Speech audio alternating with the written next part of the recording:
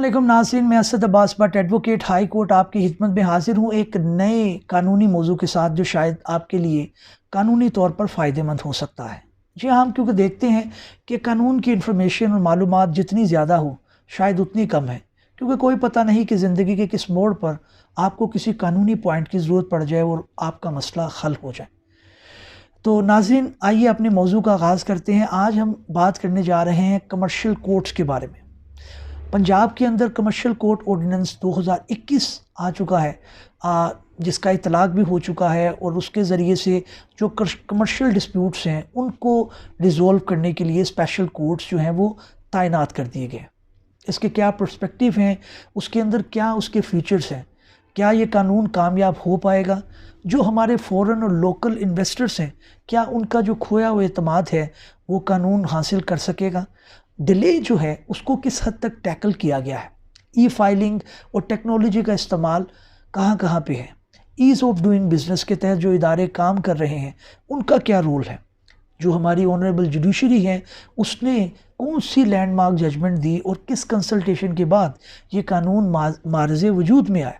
इन सारे पॉइंट्स को डिस्कस करेंगे, लेकिन उससे पहले गुजारिश है कि अगर आप हमारे साथ अभी तक जुड़े नहीं तो काइंडली हमारे चैनल को सब्सक्राइब कर लें ताकि कानूनी इन्फॉर्मेशन और मालूमात आपको बर वक्त मिलती रहें और आप उससे इस्तेफ़ादा उठा सकें। तो नंबर 1 पॉइंट नाज़रीन ये है कि ये जो लॉ है इसके हिस्टोरिकल बैकग्राउंड में जाएं तो कमर्शियल कोर्ट जो है उसका लफ्ज़ इस्तेमाल होता रहा। कुछ हमारे कस्टम्स के मामला थे, उनके लिए 2 कोर्ट्स जो तैनात थे, एक कराची में होता था और एक लाहौर के अंदर, लेकिन वो एक नाम नहाद कोर्ट्स थे, उसका जो स्कोप था वो बड़ा लिमिटेड था, वो सिर्फ कस्टम के कुछ मामला से मुतल्लिका थे। लेकिन मैं उस डिटेल में जाए बग़ैर सिर्फ आपको हिस्टोरिकल बैकग्राउंड का बताना चाहता था।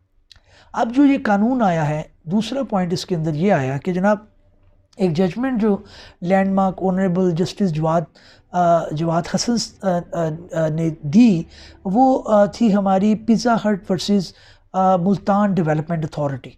उसके अंदर इस चीज़ के ऊपर फोकस किया गया कि जब तक हमारे कमर्शियल कोर्ट जो है वो मारज़े वजूद में नहीं आएंगे, उनको नहीं बनाया जाएगा, उसके अंदर हमारे ये जो दिक्कतें हैं जो हमारे बिज़नेस कम्युनिटी की है और जो हमारी इन्वेस्टमेंट की है और उससे मुतल्लिका जो जुड़ी दूसरे मामलात हैं और मसाइल हैं उनका हल नहीं हो पाएगा। तो उसके बाद एक नोटिफिकेशन भी आया जिसके तहत पंजाब के अंदर काफ़ी जो है वो बड़े शहरों के अंदर गालबन जो है वो कमर्शियल कोर्ट तैनात कर दिए गए, लेकिन वो एक मुकम्मल कानून नहीं था। तो लिहाजा अब 2021 के अंदर ये कमर्शियल कोर्ट ऑर्डिनेंस 2021 आ चुका है, जिसके तहत जो है वो कमर्शियल डिस्प्यूट जो है वो उनको रिज़ॉल्व किया जा सकता है। इसके जो फ़ीचर हैं उसके अंदर सबसे पहले तो ये है कि एक डेजिग्नेटेड कोर्ट्स आपको मिलेंगे पूरे पंजाब के अंदर, जहाँ पे कमर्शियल केसेस या कमर्शियल डिस्प्यूट जो हैं वो जा सकेंगे।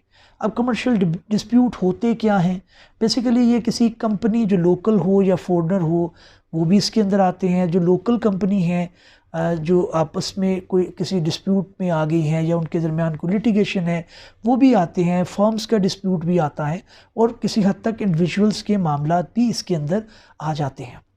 दूसरा इसके अंदर बड़ी इम्पॉर्टेंट पॉइंट ये रहा कि टेक्नोलॉजी को इसके अंदर थोड़ा सा इंकलकेट किया गया, इंक्लूड किया गया, यानी ई फाइलिंग का सिस्टम, रिटर्न स्टेटमेंट जो है वो ई फाइलिंग के ज़रिए हो सकेगी, उन चीज़ों को भी मलूज़े खातर इसके अंदर रखा गया। डिले को हर सूरत कर्टेल करने की कोशिश की गई कि हर जगह पे आपने एक जो है वो पर्टिकुलर पीरियड ऑफ टाइम के अंदर एक स्टेप को मुकम्मल करना है जी। उसके बाद ये है कि इसके अंदर अगर आपका फ़ैसला आ जाता है वो किसी भी पार्टी के अगेंस्ट हो तो उसके अंदर आप अपील जो है उसको 120 दिन के अंदर डिसाइड होना है। ये बहुत कम होता है कि इसके अंदर आप देखेंगे अगर आम जो आपके डिस्प्यूट चल रहे होते हैं सिविल कोर्ट के अंदर वो साल साल चलते रहते हैं। तो फॉरेनर जो इन्वेस्टर थे या लोकल भी इन्वेस्टर जो थे वो पाकिस्तान के अंदर कारोबार करने से थोड़ा सा कतराते थे कि भाई कोर्ट के अंदर गए तो मामला जो है वो ख़राब हो जाएगा और शायद वो सेटलमेंट करने पर भी मजबूर होते थे और काफ़ी नुकसान उठाते थे। तो लिहाजा इस मामले को बेहतर किया गया इस लॉ के तहत। अच्छा, उसके बाद एक नया फीचर इसके अंदर ऐड किया गया कि आर्बिट्रेशन जो है उसको अप्रिशिएट किया गया कि अगर पार्टीज़ जो हैं वो सालिस के ज़रिए अपना फ़ैसला करवाना चाहती हैं तो उनके लिए वो विंडो भी ओपन रखा गया।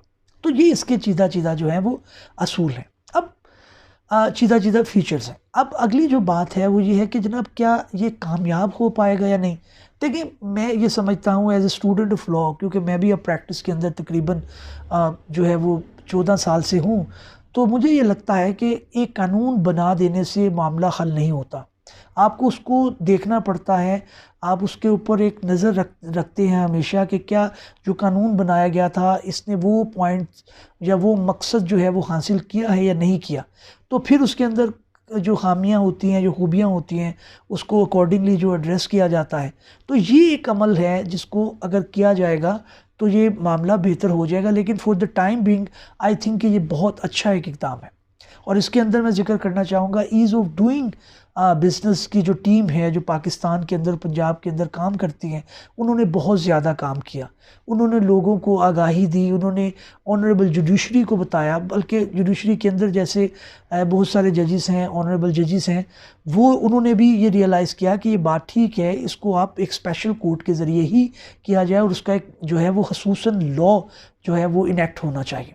लेकिन उनका एक कंट्रीब्यूशन रहता है। लॉयर कम्युनिटी ने भी अपना मामला किया और इसके अंदर स्पेशल जो जजेस हैं उनकी वर्कशॉप करा के उनको आगाही दी गई कि आप किस तरह इस मामले को टैकल करेंगे, लॉ के अंदर क्या प्रोविजंस हैं।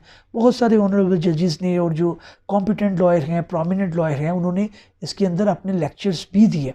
तो ये भी एक अच्छा इक़दाम है।